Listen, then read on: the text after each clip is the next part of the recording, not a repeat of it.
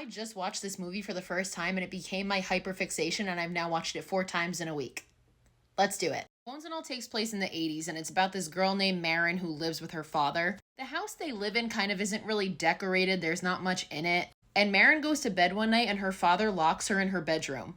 She sneaks out through the window and goes to a slumber party at a friend's house. While she's there, she's talking to one of the girls and she just puts her finger in her mouth and fucking eats it. It's this gnarly shot of the skin being pulled off. So she runs home to her father, who's like, Marin, not again, what the fuck? And he's like, pack everything in 3 minutes, get in the car, we're leaving again. So now we can clearly tell that they've been relocating because Marin has these cannibalistic tendencies that she acts on. They get to their next spot, they settle in, and Marin goes to sleep one night, and when she wakes up, her father is gone and just leaves a tape recorder and an envelope of money for her. He also leaves her birth certificate that has the name and the birth location of her mother, who she's never met, has never been in the picture. So Marin, now being 18 years old and completely alone, decides to set off and go find her mother, who she's never met. So she gets a bus ticket, and as she's on the bus, she's listening to the tape that her father left her. And he's explaining how the first incident happened when she was 3, and it was her babysitter. She ate her fucking babysitter at 3 years old. And basically they've been relocating, and she continues to have incidents, and he just can't take it anymore, and he hopes that one day she outgrows these urges.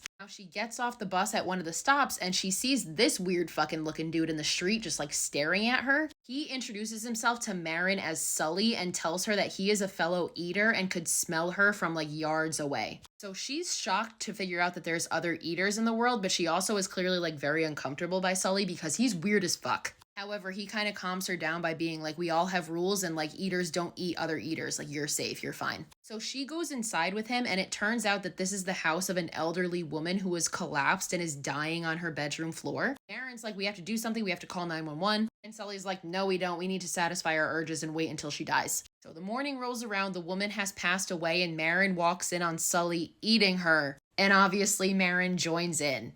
They go downstairs and Sully shows Marin this chain of hair that he has braided together, and he says it's how he remembers the people that he's eaten. Obviously that unsettles the fuck out of Marin and she leaves. She gets on another bus and drives away, and Sully just like stares at her, almost heartbroken looking, but also angrily. So Marin continues on in her journey, and she makes a pit stop at a grocery store, and she decides that she needs to steal food because she doesn't have any money left. While she's in the store, there's this drunk asshole that is harassing this mother and her child. Marin goes to step in, but before she can really do anything, a nearby stranger steps in even more aggressively, and he and this guy go outside to fight it out, or so we think. But you can tell that Marin knows that something's up. She ends up spotting this guy outside covered in blood, and as he's walking away, he's like, he's a few yards that way if you wanna. So yes, he's an eater too, and he introduces himself to Marin as Lee. They both acknowledge the fact that they could smell it on each other. Lee then goes to get in the truck of the guy that he just ate and invites Marin in with him, and she goes. And then they drive to the dude's house. So they spend the night there. Marin tells Lee about how she's in search of her mother, and Lee's like, I'll help you. And they embark on their little cross-country road trip / love story. So Lee tells Marin that they need to make a pit stop at his hometown in Kentucky because he needs to go teach his sister Kayla how to drive because he promised her he would. He and Kayla get in a fight because Lee tells her that he's leaving again. She's like, you always do this, you never stay. And she's like, you're leaving just like dad did. So now we know he has some like daddy issues. But Marin and Lee continue on anyway, and they come across these two individuals one day at a lake. This is Jake and Brad, and they kind of come together because Jake smells them as a fellow eater. Everybody's just out here fucking eating everybody in this movie.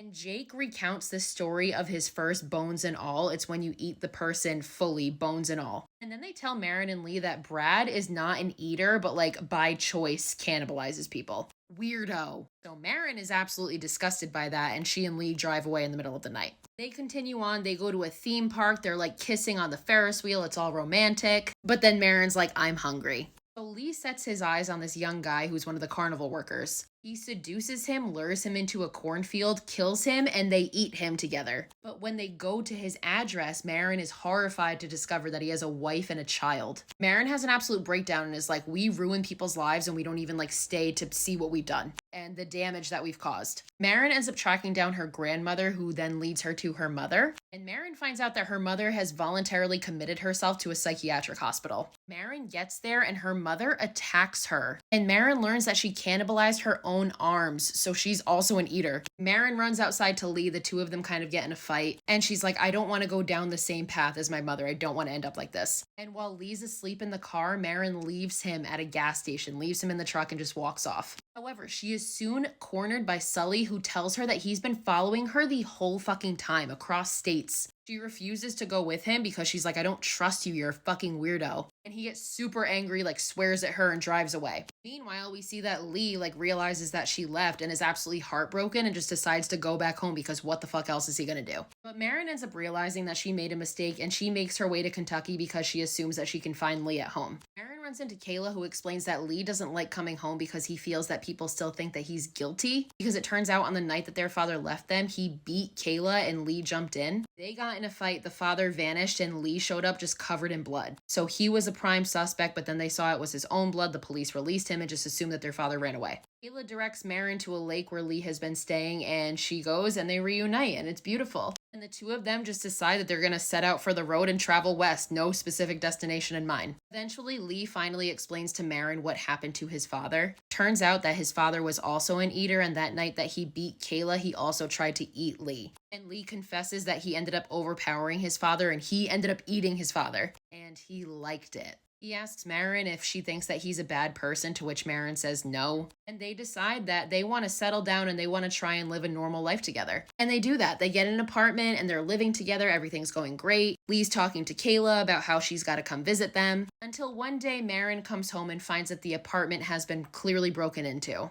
And all of a sudden, this fucking weird-ass motherfucker Sully comes out of nowhere and attacks her. And once again admits that he has been following Marin the whole time. He has her pinned down at knife point and is just being super fucking weird and creepy. But we see behind him, Lee comes home and quietly sneaks in. Lee throws a bag over Sully's head and starts to suffocate him, but an altercation ensues between all of them. It's fucking chaos. Marin ultimately grabs the knife from Sully and stabs him with it. And ultimately, Sully dies. But then we see that Lee has been stabbed during the altercation in the fucking lung.